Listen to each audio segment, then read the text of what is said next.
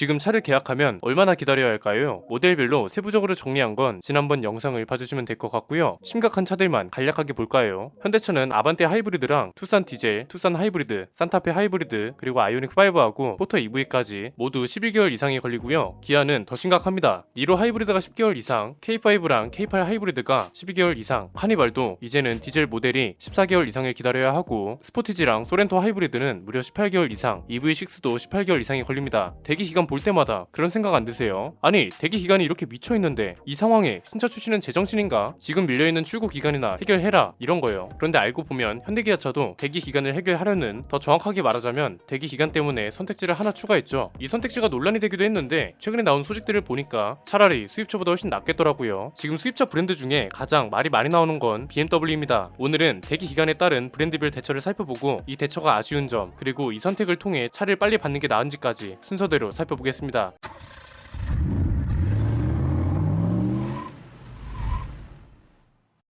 반도체 대란을 해결하려면 두 가지 조건이 모두 맞아떨어져야 한다고도 말씀드렸습니다. 일단 반도체 생산이 포화 상태가 될 정도로 많아져야 합니다. 왜? 이미 대기가 밀려있는 차들까지 해결하려면 평소보다 훨씬 많은 생산량이 있어야 하니까요. 그 다음으로 필요한 건 공장 생산성이죠. 평소에 100개씩 오던 반도체가 갑자기 300개씩 와요. 그런데 공장은 한계가 있어서 아무리 돌려도 150개 분량밖에 생산을 못해요. 이러면 아무리 반도체가 많아져도 대기 기간을 해결하기까지는 시간이 많이 걸릴 수밖에 없습니다. 이건 노조 문제를 떠나서 공장의 물리적 한계 때문인 거잖아요. 그래서 제조사들은 또 다른 차선책을 내놓기 시작했습니다. 옵션을 빼고 출고하면 빨리 받을 수 있어요. 일명 마이너스 옵션이죠. 해당 옵션에 들어가는 반도체가 문제면 그 옵션을 빼버리면 생산 차질이 없어지는 거니까 출고도 빨리 할 수 있습니다. 그래서 옵션이 굳이 필요 없는 사람들은 마이너스 옵션을 선택하고, 고객 입장에선 차를 빨리 받아서 좋고 회사 입장에선 몰려있는 수요를 분산시킬 수 있는 거라 양쪽 다 좋은 거죠. 그런데 이게 국산차랑 수입차가 비슷한 듯 다르더라고요. 오히려 국산차 쪽이 낫고 수입차 쪽은 말이 많습니다. 일단 브랜드별로 살펴보면 국산차 쪽은 현대기아차가 대표적입니다. 반도체 영향이 없도록 하기 위해서 반도체 문제에 해당되는 옵션을 빼고 생산하겠다는 발표를 합니다. 제일 먼저 빠진 게 파킹 어시스턴트랑 스마트 테일게이트였습니다. 이래도 해결이 안 되니까 어떤 방법을 동원하나요? 아예 고객이 마이너스 옵션을 선택할 수 있게 해줬죠. 가장 대표적인 게 기아가 내비게이션을 빼고 출고하면 한 달 안에 출고할 수 있도록 해주는 거였습니다. 이게 처음에는 12.3인치짜리를 넣었던 차에 이런 깡통 디스플레이가 들어가는 줄 알고 말이 많았는데요. 중형차 아래로는 애초에 12.3인치 디스플레이가 안 들어갑니다. 그리고 중형차 이상부터는 12.3인치 디스플레이를 달지 않으면 이런 디스플레이가 들어가는 거였습니다. 그래서 실제로 중형급 이상 차주들한테는 굉장히 좋은 대안이 되기도 했습니다. 조금 작은 디스플레이를 달고 차를 빨리 받느냐, 아니면 기다렸다가 큰 디스플레이를 다느냐, 차주가 선택할 수 있었던 거니까요. 이외에 후방 충돌 방지 보조랑 원격 스마트 보조 기능 같은 걸 빼면 출고를 빠르게 해주고 그만큼 가격을 내려주기도 했습니다. 한국 GM도 마이너스 옵션이 있었습니다. 타오가 출시된 이후에 반도체 대란이 나아지질 않아서 전후방 주차 보조 시스템하고 후방 자동 제동 시스템 같은 옵션을 빼고 출고하기도 했고요. 트레버스도 2열 열선 시트랑 후방 주차 보조 시스템 옵션을 제외했습니다. 국산차 쪽은 딱 봐도 어떤가요? 옵션이 빠져도 그렇게 티가 나지 않는 거, 아니면 평소에 잘 쓰지 않는 옵션을 위주로 빼거나 아예 고객한테 옵션처럼 선택할 수 있게 해줬죠. 국산차 쪽은 확실히 한국 시장 성향에 맞게 합리적으로 대응하고 있다는 생각이 듭니다. 그런데 수입차 쪽은 좀 다릅니다. 마이너스 옵션이 선을 넘는다는 얘기가 많더라고요.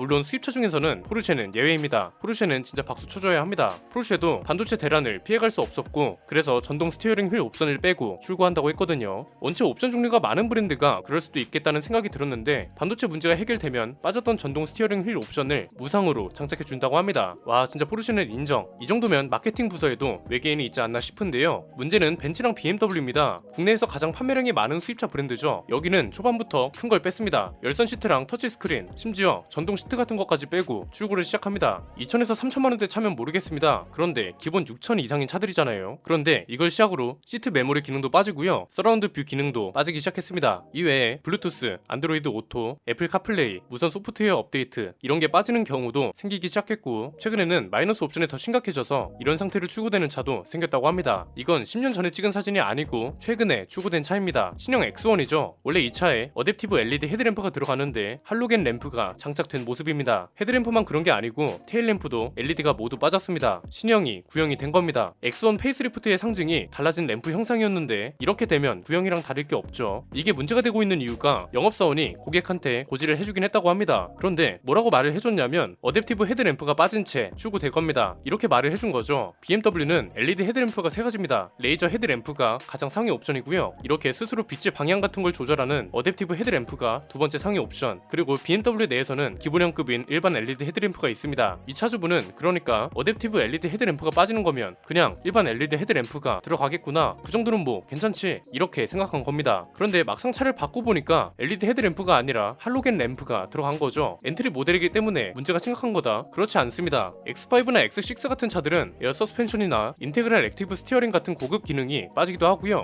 헤드업 디스플레이가 빠지는 경우도 있다고 합니다. 국산 차량 수입차 상황이 딱 봐도 다른 게 느껴지죠. 일단 빠지는 옵션 차이가 좀 심합니다. 국산차는 빠지는 게 대부분 파킹 어시스턴트, 스마트 전동 테일게이트, 원격 스마트 주차 보조, 열선 시트 이런 거잖아요. 사실 열선 시트 말고는 크게 영향 있는 옵션은 없습니다. 외관상 차이가 있는 것도 아니고 평소에 잘 쓰지도 않는 것들입니다. 그런데 수입차는 어떤가요? LED 헤드램프, LED 테일램프, 통풍 시트, 전동 시트, 시트 메모리 기능, 터치스크린, 블루투스, 원격 소프트웨어 업데이트, 애플 카플레이, 안드로이드 오토, 에어 서스펜션, 한눈에 봐도 한국 소비자들이 좋아하는 옵션 비중이 상당합니다. 빠지는 옵션 리스트만 보면 확실히 국산차 브랜드가 한국 소비자들 입맛에 잘 맞추고 있는 것 같고요. 국산차랑 수입차랑 상황이 조금 다르다는 것도 소비자들 사이에선 불편이 되고 있습니다. 국산차는 계약 단계부터 기다리겠다, 그냥 받겠다를 선택할 수 있습니다. 빨리 받고 싶으면 옵션 빼고 갈게요, 이러면 되는 거고, 굳이 옵션이 필요하면 그냥 1년이라도 기다렸다 살게요, 이렇게 선택할 수 있다는 거죠. 그런데 수입차는 그게 아닙니다. 기본적으로 판매 구조가 어떤가요? 일단 옵션은 선택이 거의 불가능하고 트림에 따라 옵션 차이를 둡니다. 소비자가 선택할 수 있는 권한이 계약 단계가 아니라 입항 직전이나 입항 이후에 가능하다는 거죠. 차가 입항이 되면 이 차에 어떤 옵션이 들어갔는지, 어떤 옵션이 빠졌는지 확인이 가능하니까요. 그러니까 영업사원도 미리 고객한테 알려줄 수가 없는 상황인 겁니다. 아까 봤던 BMW 사례처럼 설명이 조금이라도 부족하면 고객하고 마찰로 이어지기도 하고요. 수입차는 결국 국산차보다 훨씬 기약 없이 기다려야 한다는 문제가 있는 거고, 자동차 시장 전반적으로 보면 중고차 가격이 올라가는 현상으로 이어지기도 합니다. 왜? 중고차는 적어도 옵션은 그대로 있거든요. 이것 때문에 일종의 프리미엄이 붙는 겁니다. 옵션이 있으니까 차라리 돈을 더 주더라도 옵션 있는 중고차를 사는 게 낫다는 생각으로 중고차 쪽으로 수요가 몰리고, 수요가 몰리는 와중에 중고차 쪽도 공급 상황이 좋은 게 아니잖아요. 신차가 없는데 중고차가 있을 수는 없잖아요. 이러니까 수요가 공급보다 많아지고 중고차 시세도 올라가는 거죠. 그래서 지금 계약하고 기다리는 분들은 아마 오늘 내용으로 더욱 명확해졌을 것 같습니다. 지금 당장 차가 필요하지 않다면 1년이든 2년이든 기다리는 게 낫습니다. 괜히 몇 개월 빨리 받겠다고 입항되는 거 무조건 바로 주세요, 이랬다가 10년 전에 나올 것 같은 차를 받게 되는 겁니다. 국산차는 그나마 상황이 낫습니다. 어떤 옵션이 빠지는지 미리 알 수 있으니까 따져보고 사면 되는 거죠. 주차 보조 기능 같이 평소에 잘 안 쓰는 옵션이다, 그러면 그냥 최대한 빨리 받는 게 좋고요. BMW처럼 LED 헤드램프나 블루투스, 전동 시트 이런 비중 있는 옵션들이 빠진다면 마음 비우고 기다리는 게 좋습니다. 정 기다리기가 어렵고 옵션까지 필요하다면 다른 수입차를 알아보거나 아예 국산차로 넘어가는 것도 방법이고요. 자동차 제조사들은 지금하고 다른 차원의 해결 방법이 필요한 것 같습니다. 쉐보레랑 포르쉐 있죠. 쉐자 돌린 브랜드들처럼 반도체 때문에 당장 장착할 수 없는 옵션을 뺀 상태에서 출고하고 나중에 반도체 문제가 해결되면 무상으로 달아주면 됩니다. 이게 좋은 점은 뭔가요? 고객 입장에선 나중에라도 달아주겠다고 브랜드가 약속을 한 겁니다. 이러면 고객은 그래, 지금 다들 상황도 안 좋은데 내가 조금 이해하고 잠깐 타고 다니지 뭐, 이런 생각이 듭니다. 이렇게 되면 수요가 분산되니까 대기 기간이 미친듯이 밀릴 가능성이 적어지고, 고객 입장에선 신뢰가 쌓이고 브랜드 입장에선 문제를 일시적으로나마 해결하게 되는 겁니다. 이런 식의 마이너스 옵션과 사후 대처가 늘어나면 어떨까 싶네요.